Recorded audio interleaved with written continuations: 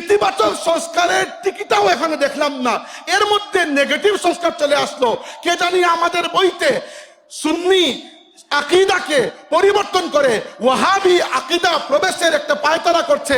এই পায়তারার আমরা তীব্র নিন্দা জ্ঞাপন করি। বড় আশ্চর্যের বিষয়, পজিটিভ সংস্কার এখনো খুব বেশি হয় নাই, সম্ভবত নির্বাচনের পরে হতে পারে, আমি এত বেশি নিশ্চিত নই। কিন্তু একটা জায়গায় কিছু নেগেটিভ সংস্কার আমরা দেখতে পাচ্ছি। সেটা হচ্ছে বড় আশ্চর্যের বিষয়, গত সরকারের সময় যে কারণে সবচেয়ে বেশি আমরা আন্দোলন সংগ্রাম করলাম, সেটা হচ্ছে আমাদের পাঠ্য বইকে আমরা বাঙালি সংস্কৃতির নামে তথাকথিত হিন্দুত্ববাদের সংস্কৃতি থেকে পাক করব। এবং এই কথা দিয়ে কেউ বুঝবেন না এটা যে আমি আমাদের প্রতিবেশী হিন্দু ভাইদেরকে টার্গেট করে কোনো কথা বলছি। ন, হিন্দু ধর্ম নিয়ে কথা নয়, কথা হচ্ছে হিন্দুত্ববাদ নিয়ে, যেটা একটা রাজনৈতিক মতবাদ, যেটা নরেন্দ্র মোদী গঙ্গের মতবাদ। এটা আমাদের দেশের হিন্দু ভাইদেরকে ছোট করার মতো কোনো কথা নয়। এই বাংলাদেশে যতটুকু আমার অধিকার রয়েছে রাজনৈতিক এবং আইনিভাবে ততটুকু তারও অধিকার রয়েছে।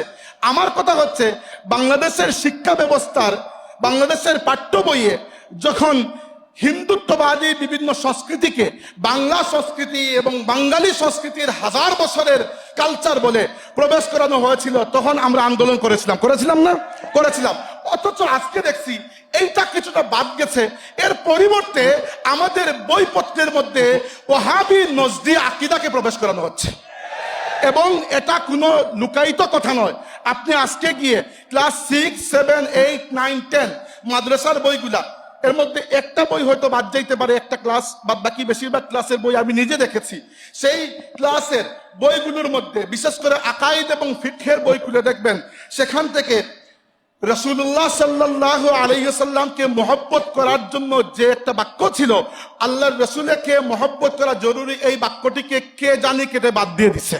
এক। 2 নম্বর, আল্লাহর রাসূলের রওদায়ে আতহার মদিনা মুনাওয়ারা এবং মদিনা মুনাওয়ারার মধ্যে বিভিন্ন জিয়ারতের স্থান যেগুলো আমাদের জন্য এক একটা মুকাদ্দাসাত, সেইগুলো জিয়ারতের পুরো অধ্যায়কেই বাদ দেওয়া হয়েছে।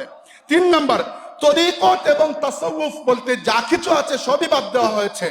4 নম্বর, আল্লাহর রাসূলের ওসিলা নিয়ে দোয়া করার এই পাঠটাকে অথবা এই অংশটাকেও বাদ দেওয়া হয়েছে।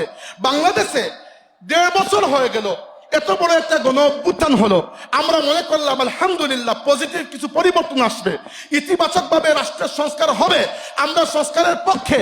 ইতিবাচক সংস্কারের টিকিটাও এখানে দেখলাম না, এর মধ্যে নেগেটিভ সংস্কার চলে আসলো।